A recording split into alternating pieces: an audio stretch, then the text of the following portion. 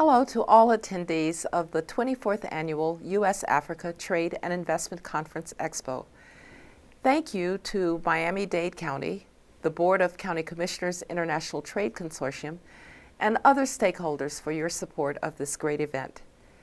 Thank you to the Foundation for Democracy in Africa for hosting this important conference year after year, and for being committed to promoting participatory democracy, economic growth, and sustainable development throughout Africa. I am honored to receive the Medal of Glory Award, which I understand is the Foundation for Democracy in Africa's highest honor. Looking at the list of recipients before me, I see that I join an esteemed group of exemplary leaders who are dedicated to advancing trade, investment, and cultural ties between the United States and Africa. I am sorry that I am unable to join you tonight in person, but welcome the opportunity to join you virtually. And I am also honored that my friend and my former student, Mia Jackson, is able to accept on my behalf in Miami tonight. As National Security Advisor and Secretary of State in the Bush administration, I worked very closely on U.S.-African relations. One of the great successes of our administration was the President's Emergency Plan for AIDS Relief, most commonly referred to as PEPFAR. PEPFAR was the largest global health program in history, and I think it is a program that has demonstrated what happens when the United States leads not just from power but also from compassion. I remember sitting in the Oval Office when we held the last meeting in which President Bush was deciding whether or not to, in fact, ask the American people for $15 billion aimed at helping to end the scourge of AIDS in Africa. We had a long discussion of budgetary issues. We had a long discussion of whether there was really efficacy of the antiretrovirals at this point. We had a long discussion of how, in places that were remote in Africa, patients could receive the antiretrovirals on a regular schedule. And then, toward the end of the meeting, President Bush asked each of us, should I do this? There was a question of whether prolonging life was enough. There was still no cure.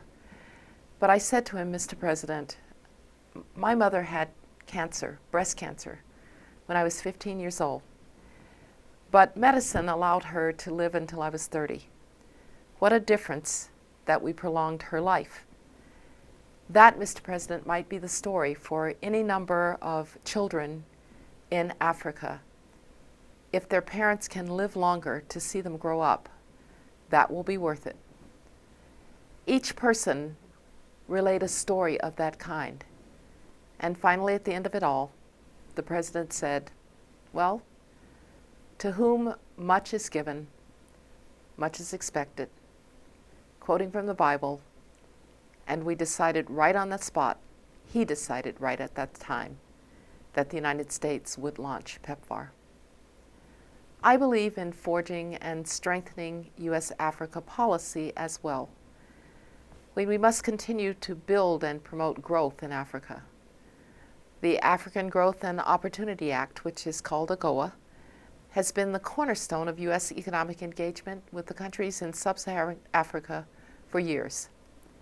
Although the initial law was signed in 2000, we have continued to renew our commitment to it through transformational diplomacy initiatives of the mid-2000s.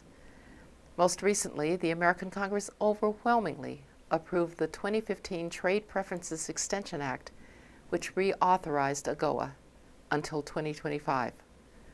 AGOA has created hundreds of thousands of new direct jobs and millions of indirect jobs in Africa in the textile, agricultural, and automotive industries, and more than 500,000 jobs in the U.S.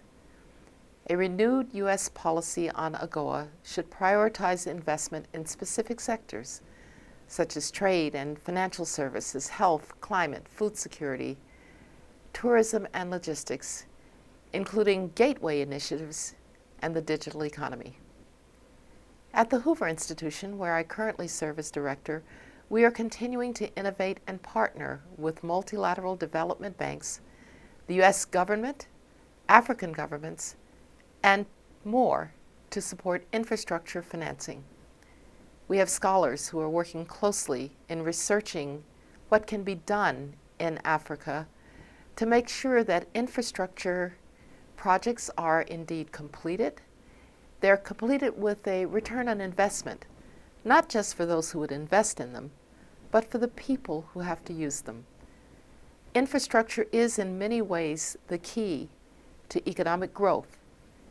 And on a continent like Africa, where the demographics are favorable with a very young population, where the middle class is growing, and where, frankly, in ways of democracy, there are fewer presidents for life, this is a time to invest in the continent's infrastructure and in its growth.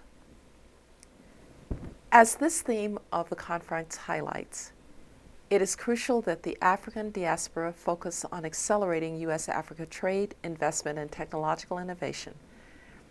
Africa is an important continent in the world.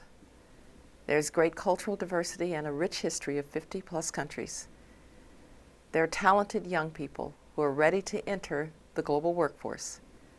There are opportunities to invest in health and infrastructure and technology and tourism. I hope those in the audience tonight and in governments across the world will continue to keep Africa in the forefront of their mind when they think of our world's future. Thank you for honoring me tonight, and thank you for lifting up the spirit of Africa.